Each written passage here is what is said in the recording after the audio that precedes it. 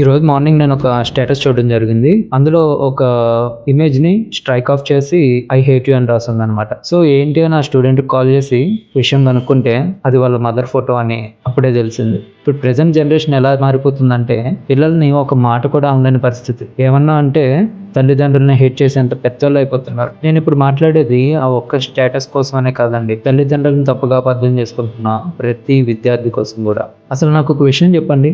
2 కేజీల కూరగాయలు మార్కెట్ నుంచి ఇంటి వరకు తేడానికే మీరు నా వల్ల కాదు అని మీకు సిబ్లింగ్స్ ఎవరన్నా ఉంటే వాళ్ళ మీద వంతులేస్తారు. అలాంటిది 9 నెలలు సరిగ్గా కూర్చోలేదు, సరిగ్గా తినలేదు, సరిగ్గా నడవలేదు, సరిగ్గా పడుకోలేదు. అయినా సరే 12-15 కేజీలు గర్భసంచితో బరువు ఉన్న మిమ్మల్ని దాన్ని బరువు అనుకోకుండా మోసింది ఎవరు? మీరు బయటకు వచ్చే వరకు కంటికి రెప్పలా కాపాడుకుంది ఎవరు? వచ్చిన తర్వాత మీరే లోకం బ్రతుకుతుంది ఎవరు? మనం బయటకు వచ్చేసరికి భరించలేని నొప్పులు, ప్రాణాలు పోయే పరిస్థితి కూడా ఉంటుంది.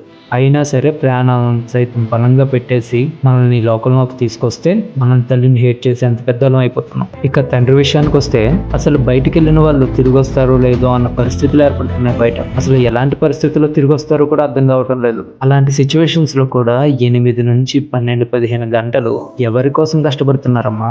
మీరు కడుపులో ఉన్నప్పటి నుంచి ఈ క్షణం వరకు మీకు తిండికి, బట్టకి, ఇల్లుకి దేనికి లోటు లేదు అంటే అది ఎవరి కష్టం? మన సంతోషాల కోసం వాళ్ళ సంతోషాలు చంపుకొని ప్రతి క్షణం మనం మంచి భవిష్యత్తు ఇవ్వడం కోసం వాళ్ళు ఎన్ని నిద్రలేని రాత్రులు గడుపుతున్నారో మీకు తెలుసా? ఒక్కటి మాత్రం బాగా గుర్తుపెట్టుకోండి. మీకు ఏదైనా సమస్య వస్తే దేవుడైనా సరే మీ తలరాత విధి అని వదిలిపెట్టేస్తాడేమో. మీ చుట్టాలు, స్నేహితులు కూడా ఫోన్ లిఫ్ట్ చేయడం మానేస్తారేమో. మీ సొంత అన్నదమ్ములు, అక్క చెల్లెలు కూడా చేయదులేస్తారు. కానీ ప్రాణం పోయే పరిస్థితి వచ్చినా సరే నీకు మేమున్నామని అడ్డుగా నిలబడి ప్రాణం అడ్డేసి మరి కాపాడుకుంటుంది వాళ్ళిద్దరే. గుర్తుపెట్టుకోండి. ఒక్క మాటలో చెప్పాలంటే వాళ్ళిద్దరూ ఉంటేనే మనకు జీవం, వాళ్ళిద్దరూ ఉంటేనే మనకు బ్రతుకు, వాళ్ళిద్దరూ ఉంటేనే మనకు వాల్యూ. ప్రపంచంలో ఎవరైనా సరే వాళ్ళిద్దరి తర్వాతే. దయచేసి తల్లిదండ్రులను హేట్ చేసేంత గొప్ప పిల్లల్లో మాత్రం బ్రతకండి అమ్మా.